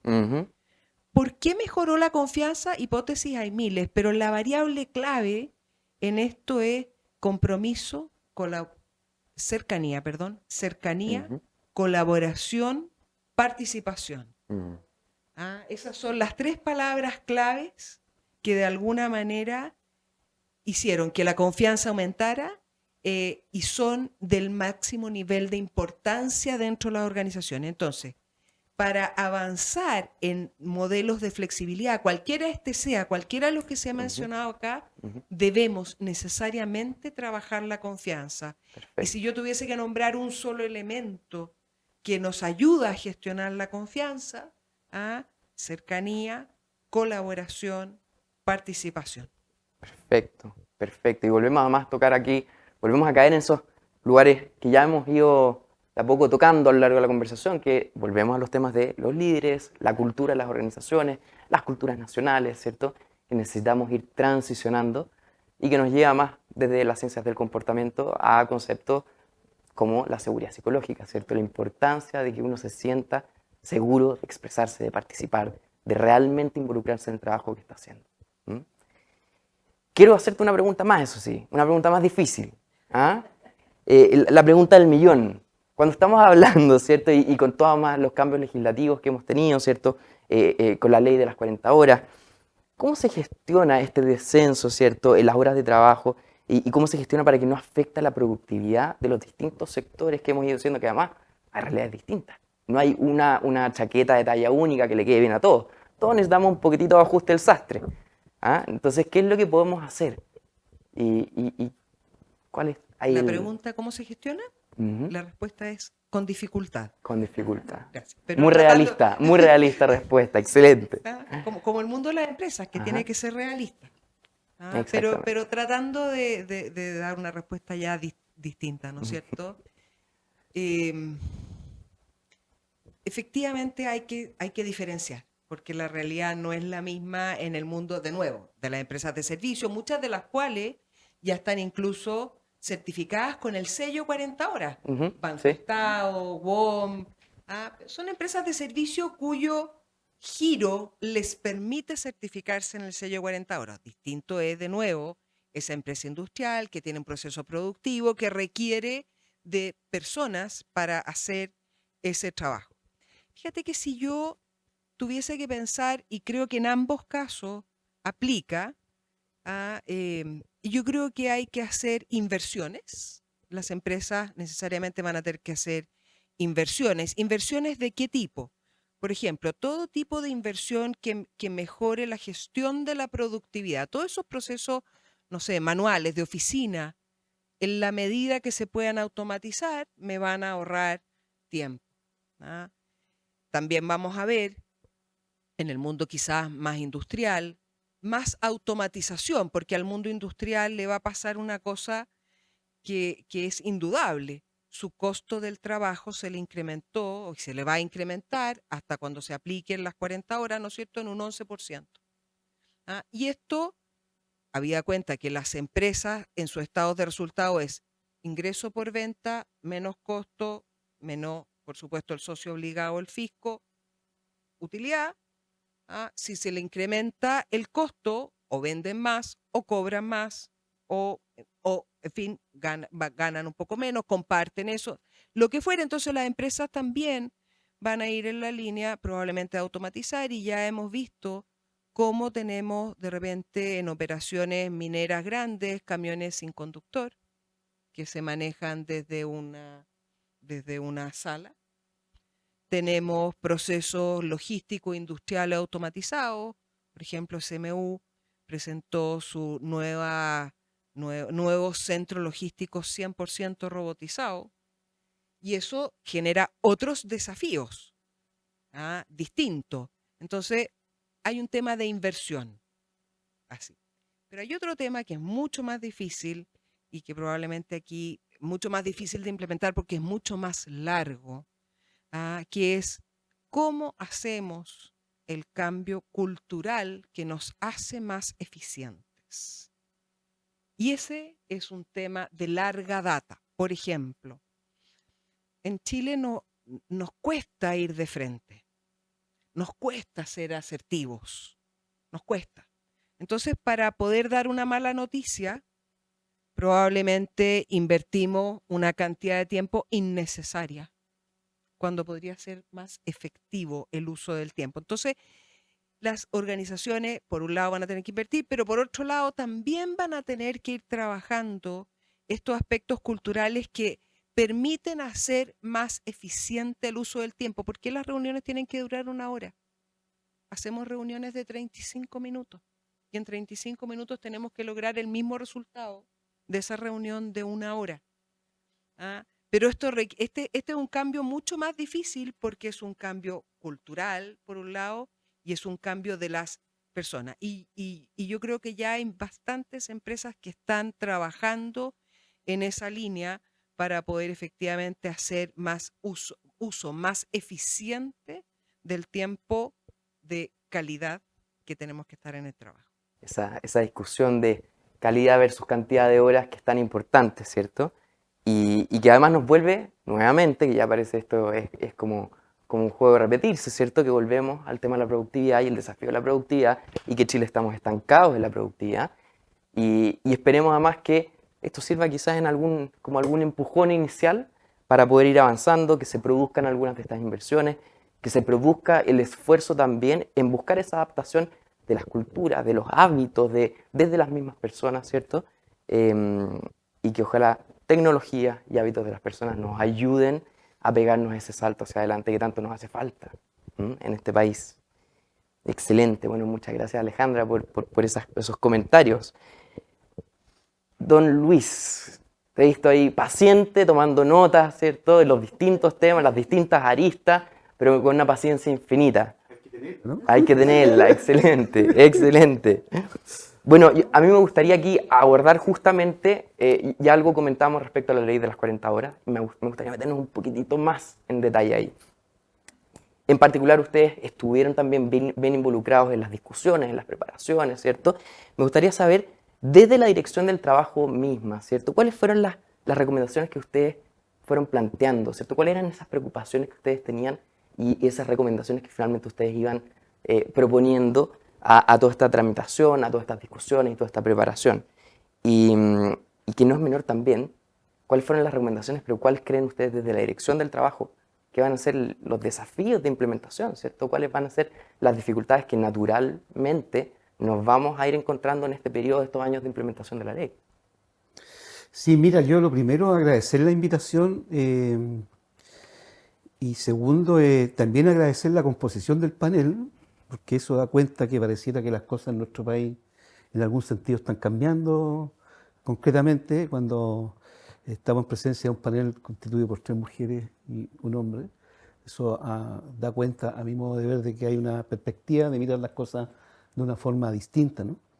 Y lo segundo, antes de referirme a tu pregunta, es, no sé, poner algún grado de prevención cuando se realizan los análisis a partir de lo que tiene que ver con la flexibilidad. Es que nosotros no podemos tener o partir teniendo como ausente a un gran actor que tiene que estar presente en este debate, que es el mundo sindical.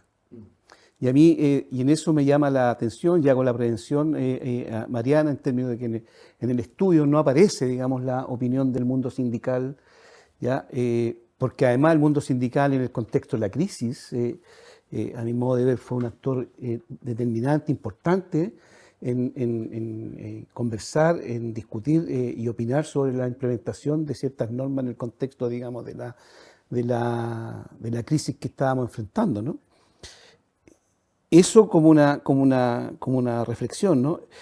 Y respecto de la pregunta concreta en materia de 40 horas, yo la verdad es que por una cuestión de responsabilidad institucional también, nosotros aún como institución y el director del trabajo aún no se pronuncia respecto de los efectos y alcances de la ley de 40 horas. El director tiene que pronunciarse a través de los dictámenes, que es la vía en la cual la institución se pronuncia.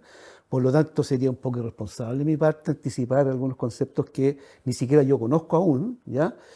Porque esto están centrado, digamos, en la persona del director y el equipo, digamos, de la dirección jurídica, de la división jurídica de la dirección del trabajo.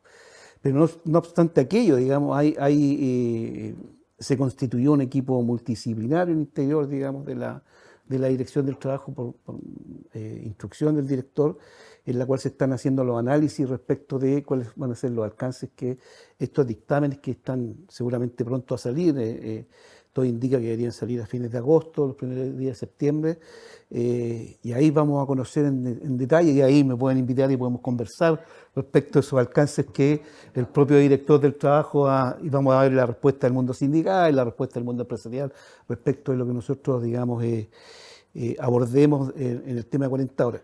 Sin embargo, hay desafíos que surgen de la propia ley, ¿no? Primero, el gran desafío es cómo avanzamos, y lo decía la colega aquí, cómo avanzamos en la transformación cultural, en entender de que no necesariamente las extensas jornadas de trabajo están directamente relacionadas con la productividad. O sea, hay estudios acabados, no solamente en Chile, sino en gran parte del mundo, de que no necesariamente estar en largas jornadas de trabajo significa aumentar la productividad, ¿ya?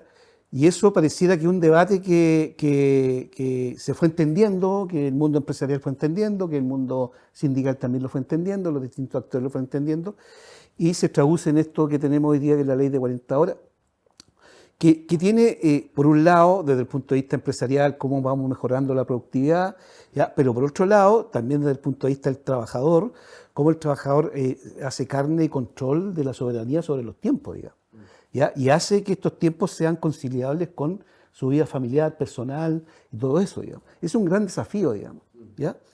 Y eso, o sea, uno de los grandes desafíos. El segundo es cómo se hace, digamos, para que la organización sindical también juegue un rol en la implementación, no solamente la reducción de la jornada, sino que lo que tiene que ver con las normas de flexibilidad laboral que importa la aplicación de la ley, ¿ya? Y tercero, por cierto, una gran labor nuestra, que es cómo fiscalizamos el cumplimiento de estas normas, ¿ya? Y en esa perspectiva, nosotros creemos que esos grandes desafíos no van a poder ser cumplidos, ¿ya? Si nos encontramos con una resistencia, por ejemplo, a la reducción de la jornada laboral en las instituciones, ¿ya?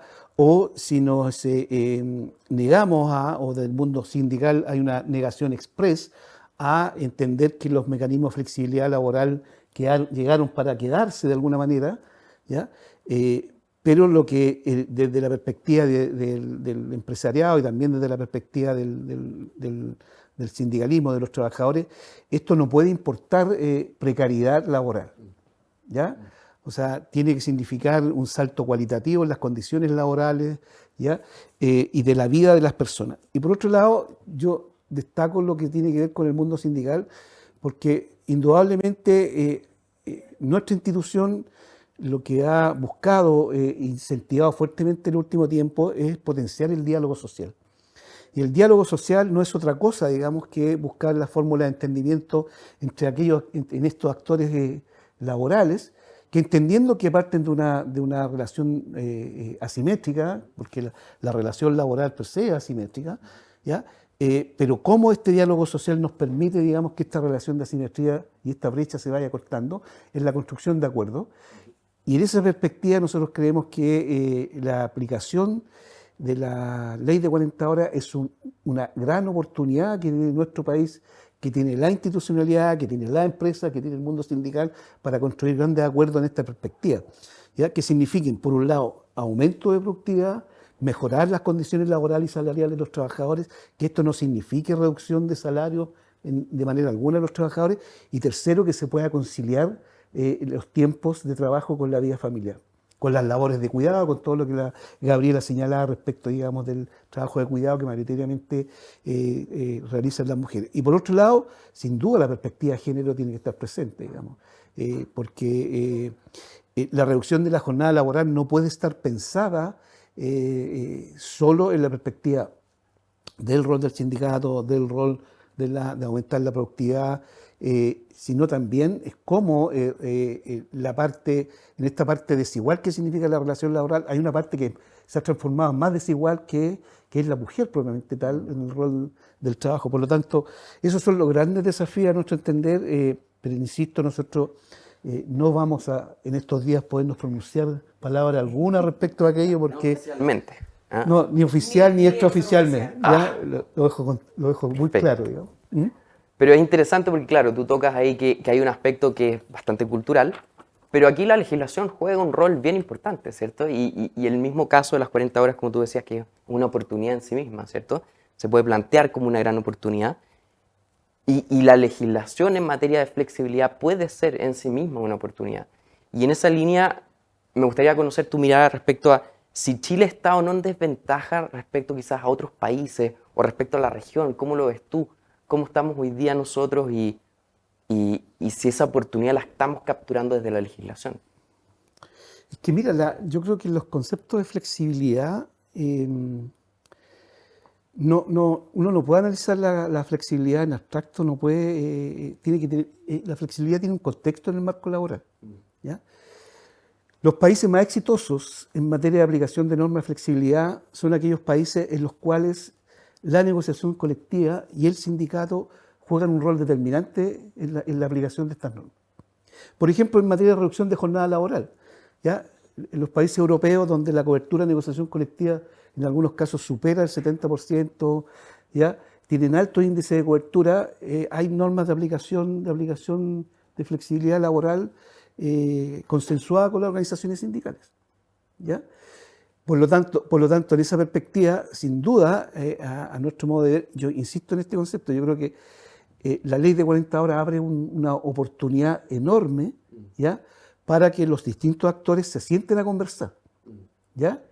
Y que todos aquellos objetivos, digamos, que se trazó la ley de 40 horas y que tiene la ley de 40 horas en materia no solo de reducción de la jornada, sino que en materia de flexibilidad laboral, puedan también consensuarse con estos actores mediante el diálogo social, porque insisto, la experiencia comparada indica. Ahora, si nos comparamos en Latinoamérica, hay algunos países en Latinoamérica que están en mejor condiciones que las nuestras. Y hay otros países en Latinoamérica que están en peores condiciones que las nuestras. En materia, por ejemplo, hoy día en materia de reducción de la jornada, nosotros somos vanguardia en Latinoamérica en reducción de jornada. Claro. Hoy día, Claro. a partir de la norma 40 horas, digamos. Entonces, claro, pero si ponemos el acento en otras materias, en cuestión de flexibilidad, claro, Chile tiene un código del trabajo, a mi modo de ver, bastante flexible, ¿ya? Tiene normas, si bien es cierto, el decálogo, digamos, de causales de términos de los contratos está establecida en el Código del Trabajo, pero la norma del artículo 161 del Código del Trabajo establece de alguna manera ciertos niveles, digamos, de libertad desde el punto de vista de poder terminar el contrato de trabajo, ¿ya? Más allá, digamos, que la Corte Suprema y los tribunales del trabajo han hecho más gravosas las causales, digamos, de justificación de dicha causal, pero hoy no obstante aquello, la consecuencia de declarar un despido injustificado no es el reintegro del trabajador. Entonces, por cierto, ahí hay normas de flexibilidad y hay otras más que Mariana lo explicaba en su estudio, que tienen que ver con normas de carácter externo y otras internos, digamos.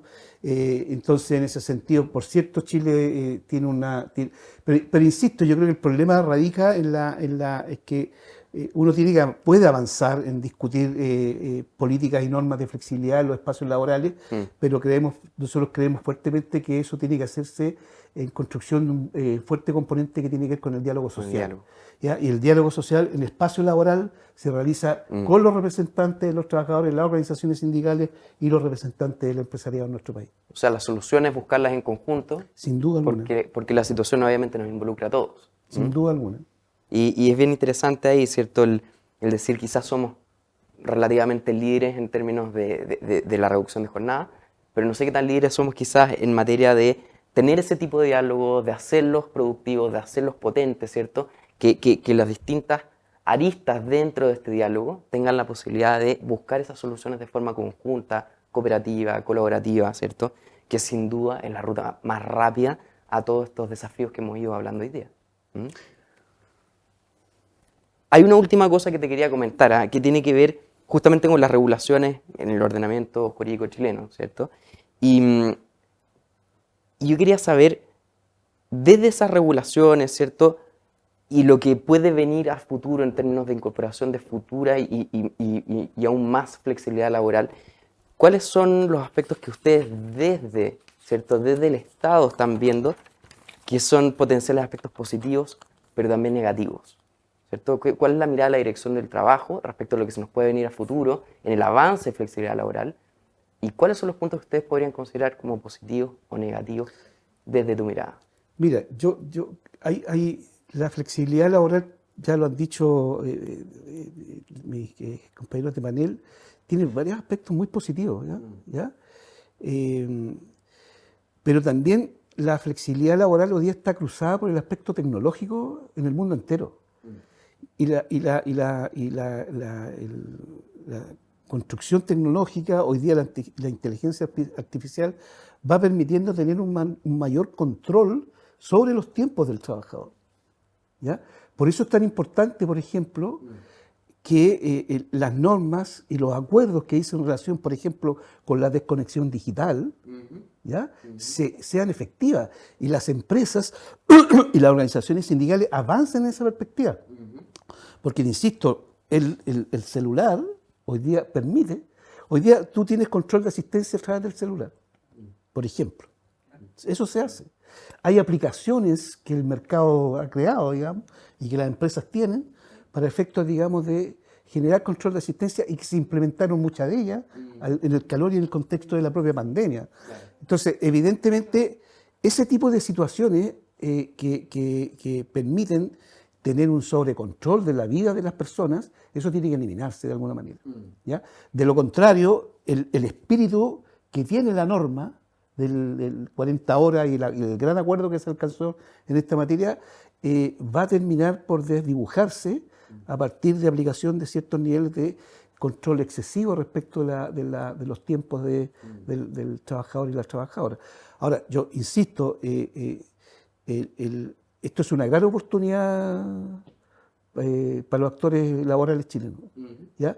Es la gran oportunidad de ponernos de acuerdo en función de avanzar en acuerdos más globales y potenciar de alguna manera los procesos de negociación colectiva que a nuestro entender son, yo diría, y entender de la dirección del trabajo, y por eso los potenciamos de manera tan importante, son el foco principal donde deben construirse los acuerdos entre los actores laborales. La ley fija un marco muy, muy mínimo, digamos, ¿ya? Pero sería, por ejemplo, muy interesante. Nosotros conocemos de empresas hoy día que están conversando con organizaciones sindicales o sindicatos conversando con la empresa para ver cómo adelantan, por ejemplo, la implementación de 40 horas. Y en ese sentido nosotros, la Dirección del Trabajo está muy abierta a constituir mesas de trabajo en esa perspectiva para ayudar a construir dichos acuerdos, digamos. Y eso da cuenta de que puede que esta norma abra un espíritu distinto de construcción de acuerdos mucho más de largo plazo en el contexto de las normas laborales en nuestro país. Y no todo dejarlo al legislador o al mundo de las leyes, digamos, porque también se construyen espacios de regulación laboral a través de las negociaciones colectivas. Que ojalá acelere Así esa es, práctica, así es. la haga parte del ADN de las relaciones laborales en Chile. Perfecto, estupendo. Bueno, con esto ya estamos llegando a un cierre de este panel, pero hay una pregunta que a mí me queda dando vuelta. Aquí hemos ido revisando que hay ciertos desafíos, que no todo está en color de rosa en términos de la flexibilidad, pero también hemos visto que hay muchísima potencialidad, hay oportunidades, ¿cierto? Y aquí hemos sido bastante positivos al respecto. Pero, y quizás una pregunta para ti, Mariana, como remate, ¿cierto? ¿Cuál debiera ser la responsabilidad en las empresas, en el Estado, ¿cierto? En términos de poder medir, de poder efectivamente llegar a definir cuánto fue el beneficio, cuánto fue el impacto de lo que hemos avanzado, ¿cierto? En términos de flexibilidad laboral, y qué es lo que realmente está generando como impacto, como efecto, ¿cierto? Bueno, la pregunta de la medición siempre es compleja, porque la métrica tiene un objetivo. Vamos a medir para qué. O sea, queremos evaluar la efectividad de una medida. Yo creo que Alejandra fue bien clara, esto tiene que ser a medida, ¿sí? O sea, tiene que ser a medida, con lo cual métricas a medida, porque una gran métrica es muy difícil, ¿sí? En ese sentido. Y por otro lado, también tiene que ser con perspectiva de género, pero en el amplio sentido de la perspectiva de género, no en el sentido justamente que nos plantean desde ONU Mujer, es cómo hablamos de un tema de cuidado, pero lo desmujerizamos, no sé si está correcto, pero en el fondo cómo la flexibilidad facilita la conciliación en el cuidado y por lo tanto hay métricas que tienen que ver con niveles sociales que es muy difícil de medir, ¿sí? O sea, ¿cómo mides tú que efectivamente tenemos una sociedad más justa? Podemos medir brecha de género, podemos usar el Gini, podemos usar muchos indicadores que podrían ser indicadores, digamos, proxy de que la flexibilidad está resolviendo alguno o está aportando a resolver algunos de los problemas que tenemos. Pero el problema de base, que yo creo que de alguna manera refleja lo que hemos dicho todos, que es el tema de la relación social entre trabajador y empleador, que es asimétrica, que tiene que estar basada en la confianza, que genera diálogo social, que tiene que estar con la altura de mira. ¿Cómo generas un indicador para eso? ¿Sí? Yo creo que los economistas siempre van a encontrar un indicador, ¿verdad? Yo ahora que trabajo con ellos en el núcleo, los economistas siempre se las arreglan, y bien por ello. Pero es complejo, porque la métrica de qué, si es solo productividad, y estamos hablando de una productividad sustentable, estamos hablando de trabajo decente, estamos hablando de disminuir brechas de género, por ejemplo, de construir pacto social o de fortalecer esa relación laboral, es muy difícil de medir. O sea, no es imposible. ¿Sí? Quizás la pega pendiente que pareciera que estamos teniendo es que en justamente estas distintas aristas de la sociedad, quizás darnos un espacio de tomar decisiones, de ponernos de acuerdo, qué es lo que queremos medir para realmente reflejar el impacto y no seguir avanzando sin estar mirando hacia atrás si realmente estamos consiguiendo el objetivo que nos planteamos, que es lo que nos está moviendo. Te agregaría que sí, de alguna manera, cualquier medida que mejore las condiciones de trabajo y mejore la calidad de vida de las personas debiera reflejarse a nivel de bienestar. Y en el amplio sentido del bienestar, también desde el bienestar económico y el bienestar social. ¿Sí? Y ahí sí hay muchas maneras de medir el bienestar económico, el bienestar social. y otros tipos de bienestar, pero yo creo que el tema es que el bienestar se ve, digamos, se nutre de muchas aristas, Sí, pero podríamos sí. usar indicadores de ese tipo para evaluar cómo una herramienta podría mejorar la calidad de vida de las personas y los trabajadores y las trabajadoras por ciento. Perfecto. Bueno, esa invitación yo se los dejo aquí a todos los presentes y las presentes, que creo que es una invitación tremendamente importante, ¿cierto? Y que nos llama a avanzar y tomando decisiones con, ¿cómo decías tú? Con altura de mira, ¿cierto? Basado en evidencia, basado en información, ¿cierto? Y que nos permita dar pasos cada vez más seguros y que refuerce estos grandes acuerdos que nos permiten progresar. Así que quiero darle las gracias a todos estos participantes, ¿cierto? Que se la jugaron en estar aquí, en compartir este espacio, en tener este espacio de conversación tan rico y tan variado, ¿cierto? Y quiero agradecer también a los auditores que están conectados, que estuvieron escuchando esto, que estuvieron presenciando la presentación y a nombre, por supuesto, del panel completo, pero también de Pacto Global Chile, el poder agradecerles el espacio, el tiempo y la conexión. Muchas gracias.